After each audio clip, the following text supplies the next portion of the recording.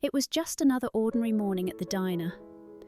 The smell of bacon and fresh coffee filled the air, the same smell Emily Parker had grown used to since she was old enough to work. Plates clattered, customers laughed over half-told stories, and the jukebox in the corner played a song from the 80s that no one seemed to notice anymore. Emily balanced a tray of mugs in one hand, weaving between tables with the ease of someone who had done this 1,000 times before. To anyone watching, she was simply a waitress in a small town, 27 years old, hair pulled back in a messy ponytail, apron stained from the breakfast rush. Ordinary, forgettable. But that morning, everything changed with a single envelope. The door chimed, and Noah Green, the local mailman, stepped in. He was a familiar face, always quick with a smile, known for dropping off letters along with bits of gossip. This time, though, he wasn't smiling. He scanned the crowded diner until his eyes landed on Emily. In his hand was a cream-coloured envelope, the paper slightly yellowed with age. "Hey, Em," he called out, his voice cutting through the noise. "Got something unusual for you today. Certified mail." Emily frowned. "For me, that has to be a mistake. I don't get important letters." Noah shook his head, walking over. "No mistake. Unless there's another Emily Parker working here, this one's yours." He held it out, and as she took it, she felt the weight of it in her palm. He winked playfully and added, "Looks old, like it's been waiting a long time." Emily glanced at the postmark and froze. The date stamped across the corner made her stomach flip. August 23rd, 2007, 18 years ago. Her hand trembled, nearly dropping the envelope, because that was the exact day her father vanished. Emily stared at the faded postmark, her throat tightening. August 23rd, 2007. She read it twice, 3 times, but the date didn't change. That was the day her father's black sedan rolled out of the driveway and never came back. She was only 8 then, standing on the porch with her mother, waiting for headlights that never returned. Her hands shook now, holding proof that somehow on that same day he had sent her this. "Everything okay?" Noah asked, his voice softer now, noticing her pale face. Emily forced a nod, tucking a strand of hair behind her ear. "Yeah, just an old letter from someone I haven't heard from in a long time." She slid into an empty booth at the corner of the diner, ignoring the clatter of plates and the murmur of impatient customers calling for coffee. For once, none of it mattered. She pressed the envelope against her chest, willing her heartbeat to slow. The paper felt brittle, like it had been waiting all these years just to find her. She ran her finger along the seal, then stopped, afraid of what might be inside. What could her father possibly have written 18 years ago, knowing it wouldn't reach her until now? Dolores, the diner's manager, spotted her from across the counter. A woman in her 50s, with a sharp tongue but a kind heart, Dolores narrowed her eyes. She walked over, wiping her hands on a towel. "Sweetheart, you look like you've seen a ghost." Emily swallowed, her voice barely a whisper. "Maybe I have." Dolores glanced at the letter, then back at Emily's trembling hands. "Take 5. Go get some air. I'll cover the floor." Emily nodded gratefully, clutching the envelope tighter as she slipped out the back door. The alley behind the diner smelled of morning rain and wet asphalt. She leaned against the brick wall, staring at the date one more time, whispering to herself. "Why now, Dad?" With shaking fingers, she broke the seal. Inside the envelope was a single sheet of paper, folded neatly in thirds. The ink had faded, but the handwriting was sharp and unmistakable. Emily's chest tightened the moment she saw it. She remembered that same bold signature scrawled on notes he used to leave on the kitchen counter. Little reminders like "back by dinner" or "save me a slice of pie." "Yeah." Her father's voice seemed to echo through the years as she unfolded the page. "My dearest Emily, if you are reading this, something has gone terribly wrong. There are things I cannot explain here, but I need you to believe that every choice I made was for a reason. Keep this letter safe. Follow the instructions carefully. Go to Henry Whitman in Albany. He will know what to do. Trust him. And trust yourself. I love you more than anything. Whatever you hear about me, remember that. Your father, John Parker." Emily's eyes blurred with tears. Her father's words felt alive, as if he had just written them yesterday. Not 18 years ago. The diner noises were gone. The world around her vanished. It was just her and that letter. Henry Whitman. She'd never heard the name before. Her father hadn't left money or apologies or even explanations. Just a name, a direction, and a plea for trust. Her knees weakened and she slid down against the wall until she was sitting on the cold pavement of the alley. 18 years of silence, broken by a single page. 1,000 questions crashed over her. If he loved her so much, why had he disappeared? Why hadn't he fought harder to come back? And why did this letter sound like a man who knew he wouldn't survive what he was facing? Emily pressed the paper to her chest, whispering through tears, "Dad, what happened to you?" That night, Emily sat at the small kitchen table of the apartment she shared with her mother. The letter lay in front of her, smoothed out carefully, as if it might crumble if touched too roughly. Her mother, Tricia, flipped through a pile of unpaid bills, her reading glasses sliding down her nose. She looked older than her 50-something years, her once bright red hair streaked with grey. "Mum," Emily said quietly. Her voice was so tight she barely recognised it. Tricia glanced up, smiling faintly. "Rough day at work?" Emily swallowed, then slid the letter across the table. "This came for me today." Her mother reached for it, curious at first, but the moment her eyes fell on the handwriting, her hands began to tremble. The paper slipped from her fingers, landing back on the table. "Where did you get this?" she whispered. "The post office delivered it this morning. It's from Dad." Tricia pressed a hand to her mouth. Tears welled up instantly, unbidden. She shook her head as though the air had been punched out of her lungs. "How is that possible? After all these years?" Emily leaned forward. "He wrote it the day he disappeared, 18 years ago. Mum, he mentioned someone, Henry Whitman. Do you know who that is?" Her mother's face went pale. She sank into the chair across from her daughter, gripping the edge of the table as though it were the only thing holding her up. For a long moment she didn't speak. Then, finally, in a voice raw with emotion, she said, "I remember your father mentioning Henry once. They were close, back before everything fell apart. But I never met him, and I never wanted to." Emily frowned. "Why not?" Tricia looked down at her hands. "Because your father was in trouble, Emily. And Henry was part of a world I prayed you would never have to touch. I wanted to keep you safe from it." The words hit like a stone in her chest. Trouble. A hidden world. It sounded nothing like the man who had once left chocolates under her pillow. Emily's voice cracked. "You knew something. All this time you knew more than you told me." Tears slipped down her mother's cheeks. She reached across the table, but Emily pulled back, the letter clutched tightly in her hand. "I just wanted to protect you," Tricia whispered. "I didn't want you chasing ghosts that could only hurt you." Emily looked down at the faded paper. For 18 years, she'd lived in silence. And now, with one letter, the silence was broken, but what lay beyond it sounded more dangerous than she had ever imagined.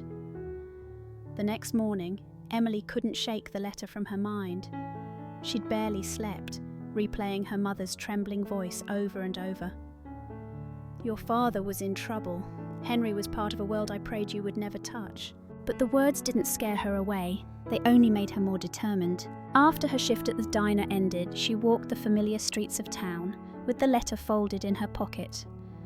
The sun was setting, washing the old brick buildings in amber light, and she felt the weight of 18 years pressing down on her shoulders. She knew one thing for certain. She couldn't keep living without answers. Her phone buzzed with a text from Dolores, the manager. "Don't worry about tomorrow's schedule. I'll cover for you if you need time." Emily smiled faintly. Dolores didn't ask questions, but she knew when something serious was going on. With a deep breath, Emily boarded a Greyhound bus headed north. Albany was only a couple of hours away, but to Emily, it felt like she was stepping into another world. She pressed her forehead against the cool glass window, watching the familiar countryside roll by. Fields, worn-down barns, faded billboards. Her father had once driven this same road countless times for business. She remembered sitting in the back seat as a child, legs too short to reach the floor, her father humming along to the radio. That memory warmed her for a moment, but it quickly turned bittersweet. When the bus pulled into the Albany station, The night air carried the smell of exhaust and rain-soaked pavement. Emily clutched the paper with Henry's name written on it. She asked around until an older cab driver nodded knowingly. "Henry Whitman, retired mechanic," he said, adjusting his cap. "Lives out by the edge of town. Old house, kind of run down, but folks say he's harmless." Harmless. Emily wasn't so sure. The cab jolted along cracked roads until it stopped in front of a small weathered house with peeling paint and a sagging porch. A single light glowed faintly inside. Emily's heart hammered as she stepped out, clutching the strap of her bag. She hesitated at the porch steps, her father's words echoing in her mind. "Go to Henry Whitman. He will know what to do." She raised her hand and knocked. The sound echoed into the night, leaving only silence on the other side of the door. The porch light flickered once, then the door creaked open. A tall, wiry man stood in the doorway, his face lined with age and years of hard work. His grey hair stuck out under a faded baseball cap, and the smell of oil and sawdust drifted out with him. "Can I help you?" His voice was gravelly, cautious. Emily hesitated. "Are you Henry Whitman?" The man's eyes narrowed, studying her for a long moment. Then something shifted in his expression. "You must be John's girl." Hearing her father's name spoken out loud after so many years made Emily's throat tighten. She nodded quickly. "Yes, I'm Emily Parker." Henry opened the door wider and motioned her inside. The living room was cluttered with old magazines, rusted tools stacked in corners, and the faint hum of a clock on the wall.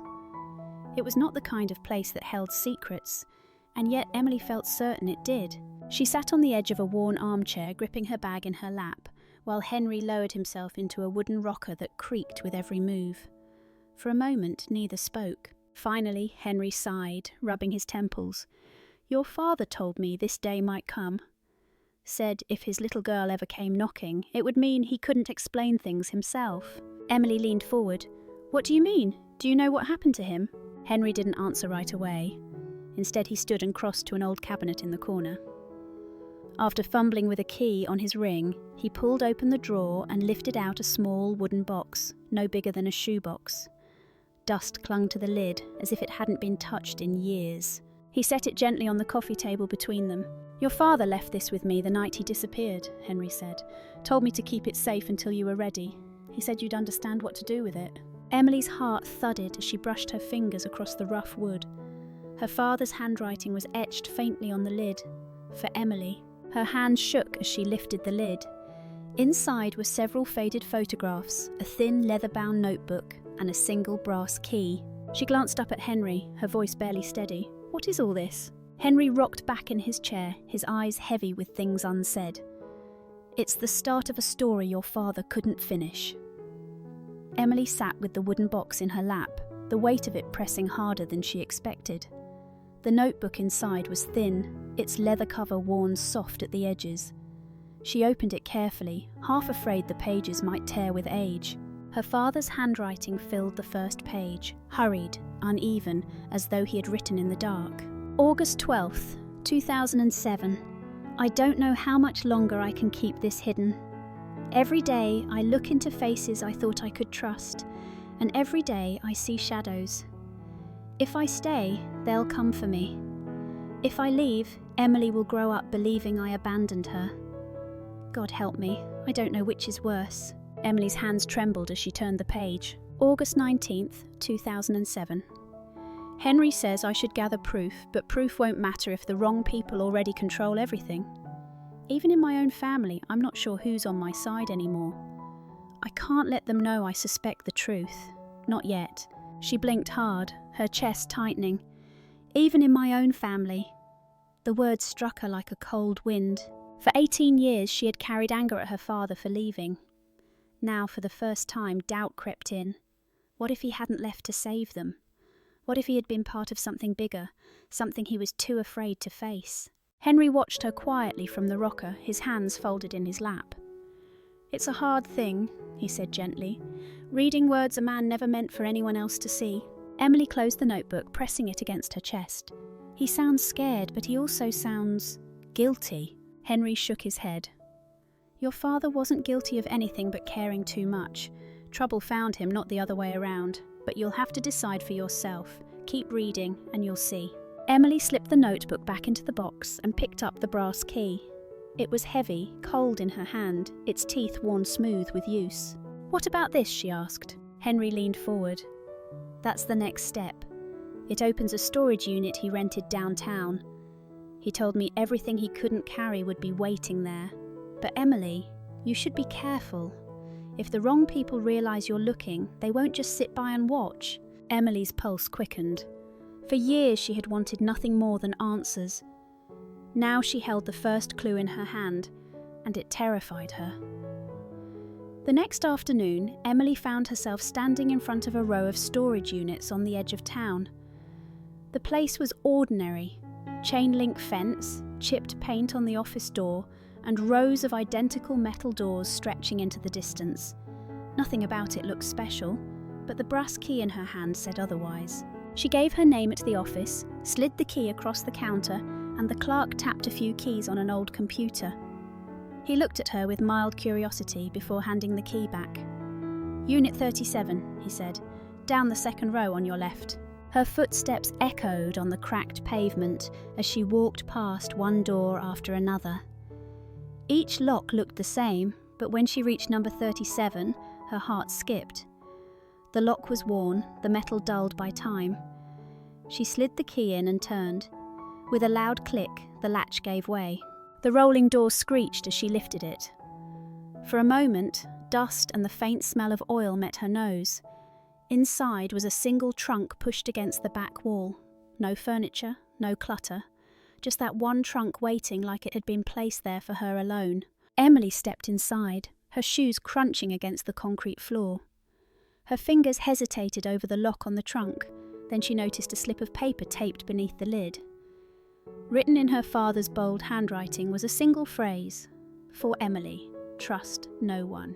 Her throat tightened. She used the brass key again, and with a twist, the trunk opened. Inside, neatly stacked, were folders, envelopes, and old photographs. On top sat a picture of her father, younger, smiling proudly beside a man Emily didn't recognise. The man had sharp features and eyes that seemed too calculating for the grin on his face. She picked up one of the folders. Receipts, property deeds, notes in her father's handwriting. And tucked between the papers was something even more personal. A small photograph of Emily at 8 years old, missing a front tooth, holding an ice cream cone bigger than her head. On the back, in ink nearly faded, he had written, "Never forget why I did this." Tears welled in her eyes. For a moment she pressed the photo to her chest, her father's words from the notebook echoing in her ears. Henry had said the notebook was only the beginning. Looking at the trunk now, Emily realised she was staring at a trail her father had carefully left behind, a trail that would demand more from her than she ever expected. And this was only the first step. That evening, Emily carried the small photograph back to her apartment. She placed it on the table beside the letter and the notebook, her head in her hands. 18 years of silence, and now she was drowning in fragments. Notes, keys, warnings, but no clear truth. The next day, after her shift at the diner, she decided to visit the neighbourhood where she had grown up. The house where she and her mother once lived was long gone, sold years ago, but the street looked much the same. Maple trees leaning over cracked sidewalks, kids' bikes tossed on lawns, the smell of freshly cut grass drifting through the air. Across the street, on the porch of a faded blue house, sat Mrs. Donnelly, the elderly neighbour who had lived there for as long as Emily could remember. She was knitting, her silver hair glowing in the afternoon sun. Emily hesitated, then walked up the steps. "Mrs. Donnelly?" The woman looked up, squinting. Then her eyes widened with recognition. "Well, if it isn't little Emily Parker, my word, I haven't seen you since you were knee-high." Emily smiled faintly. "It's been a long time." She sat down beside her, nerves buzzing. "Mrs. Donnelly, I need to ask you something. It's about my dad." The needles in the woman's hands stilled. She studied Emily's face carefully before speaking. "John Parker. He was a good man, always polite, loved you something fierce." Emily's throat tightened. "Do you remember the day he disappeared?" Mrs. Donnelly sighed, setting her knitting aside. "How could I forget? Your father came by that morning. He looked worried. Said he had to go away for a while, that it was the only way to keep you and your mother safe. I thought it was odd, but he hugged you so tight before he left. You were running in the yard with that red jump rope of yours, and he kissed the top of your head like he couldn't let go. Emily felt tears prick her eyes. She had no memory of that hug, just the image of his car driving away. Mrs. Donnelly leaned closer, lowering her voice. People in town talked. Some said he left for money or for another woman, but I knew better. He wasn't running towards something. He was running from someone. He said as much. He told me, "Don't believe what they'll say about me. One day Emily will know the truth." Emily's chest heaved.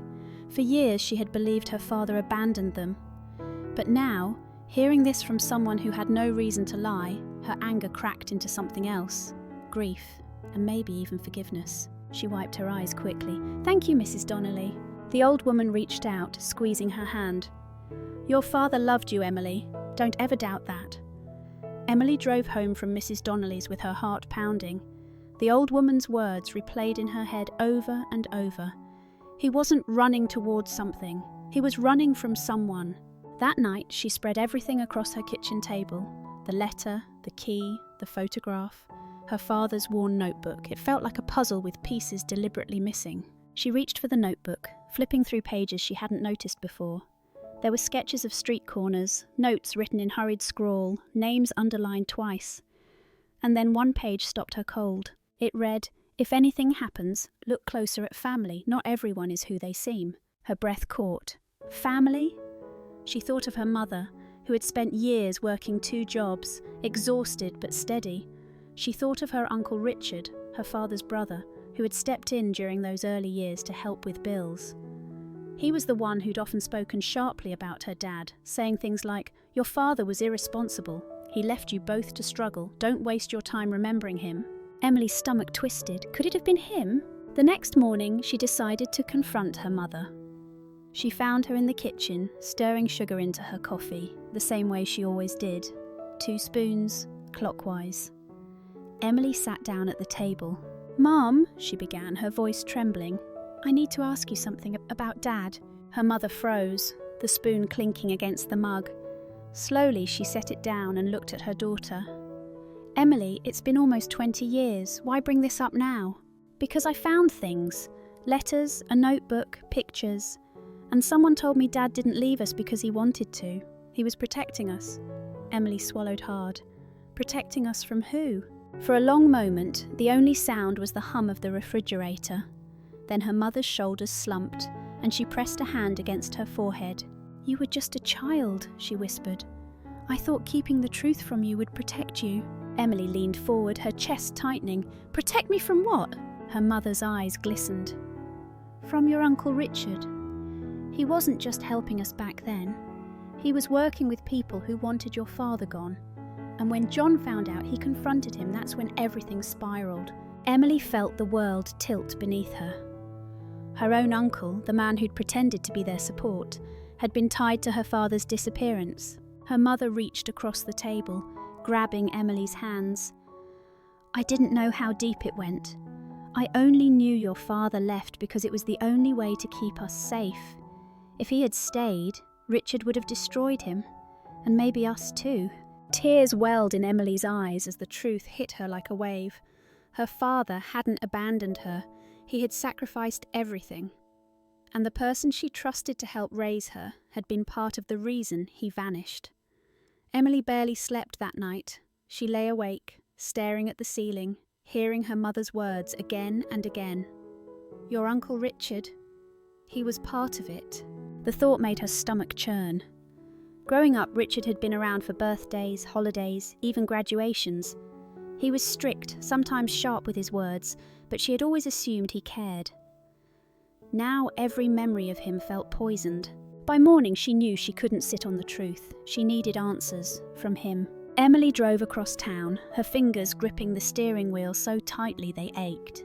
Richard lived in the same old brick house he'd owned for decades, with the neatly trimmed hedges and the flag on the porch. From the outside it looked ordinary, comforting even.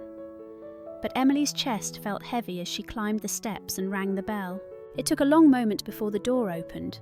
Richard appeared, older than she remembered, his grey hair slicked back, his eyes sharp as ever. "Emily," he said, surprised, "what an unexpected visit." She forced a small smile, though her voice trembled. "Can we talk?"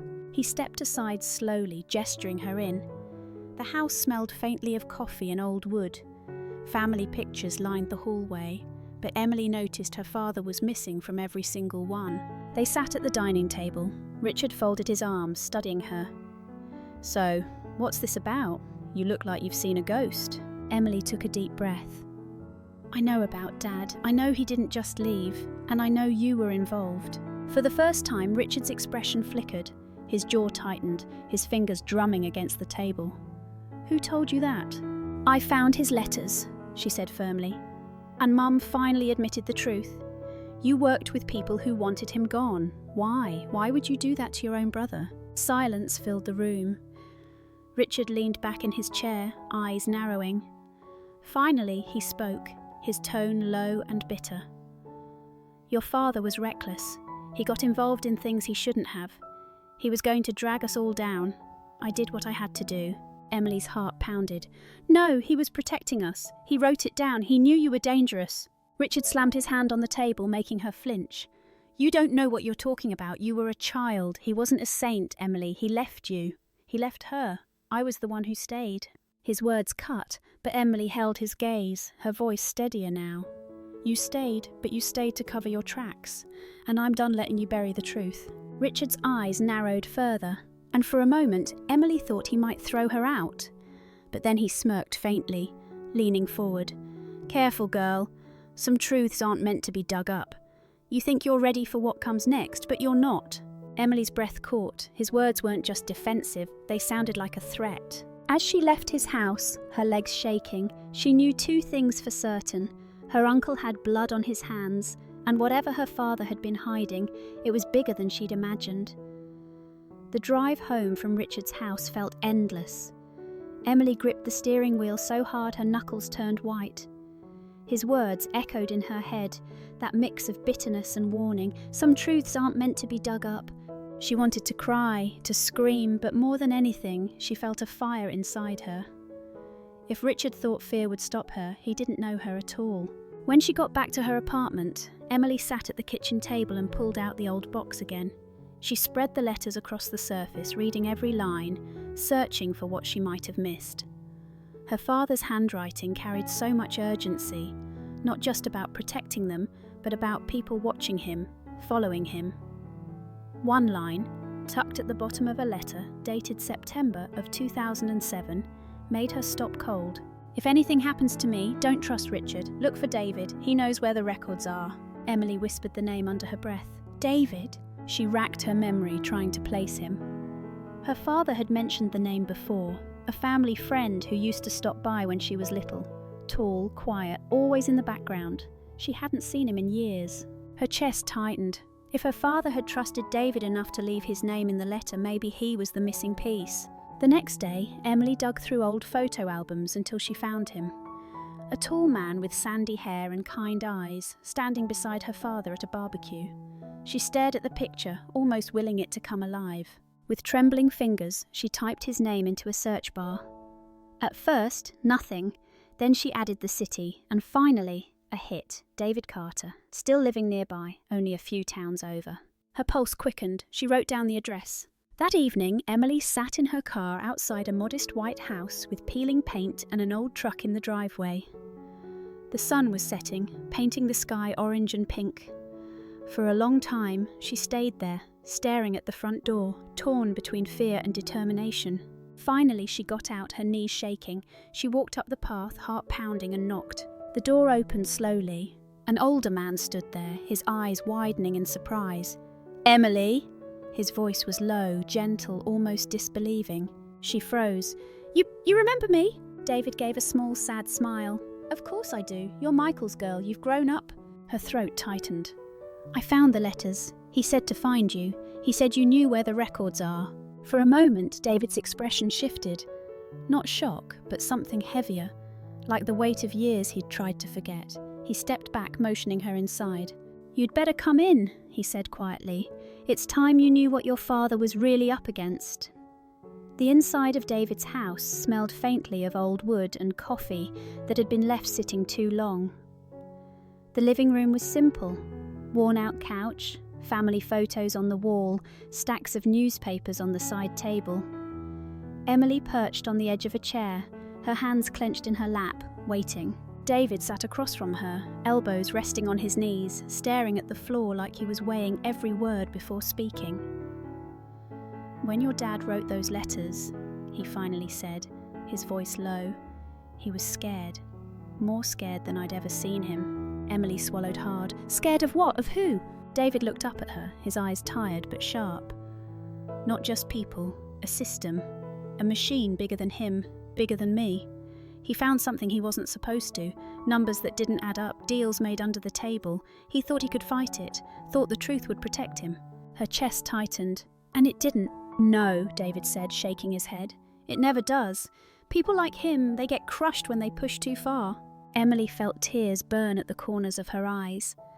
She thought of her father at the dinner table years ago, the way he'd still crack a joke even when he looked exhausted, the way he always told her she could grow up to be anything.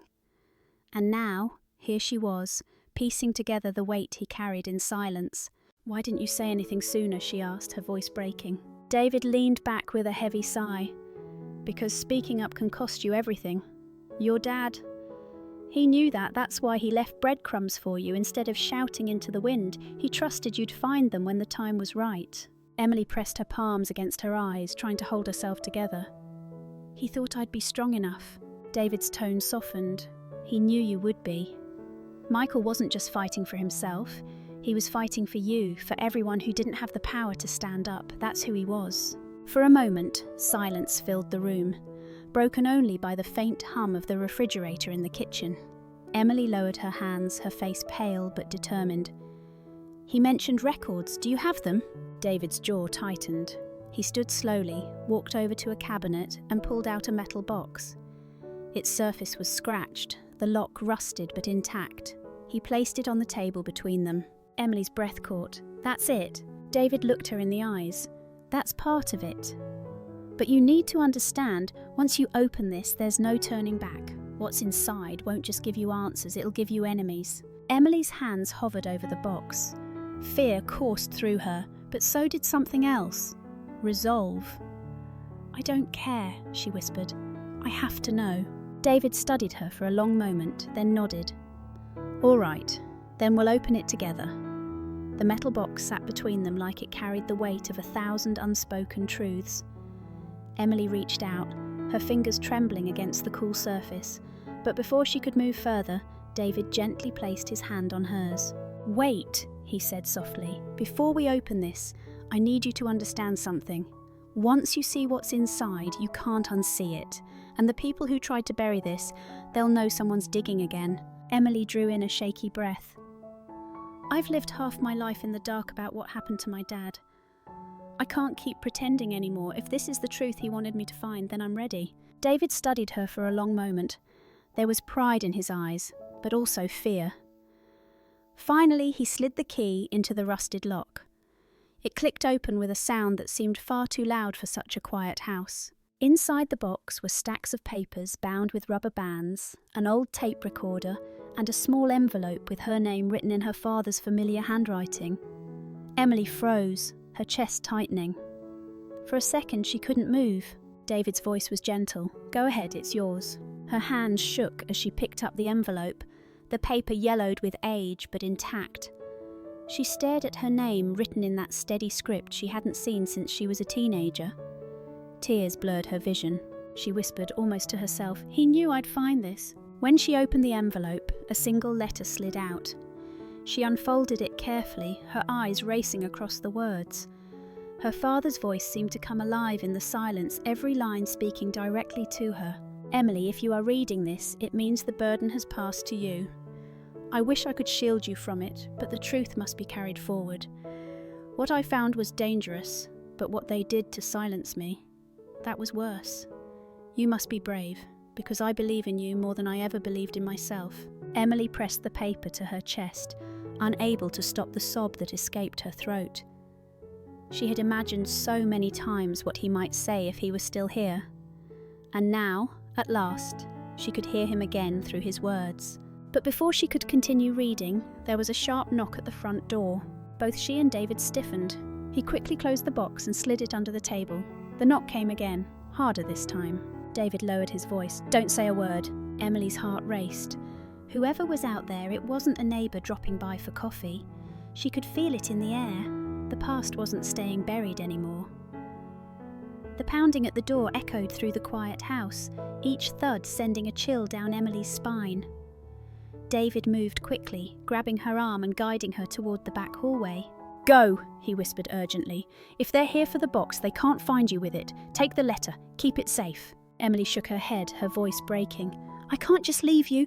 "You can, and you will," he said firmly. His eyes locked onto hers, steady and certain.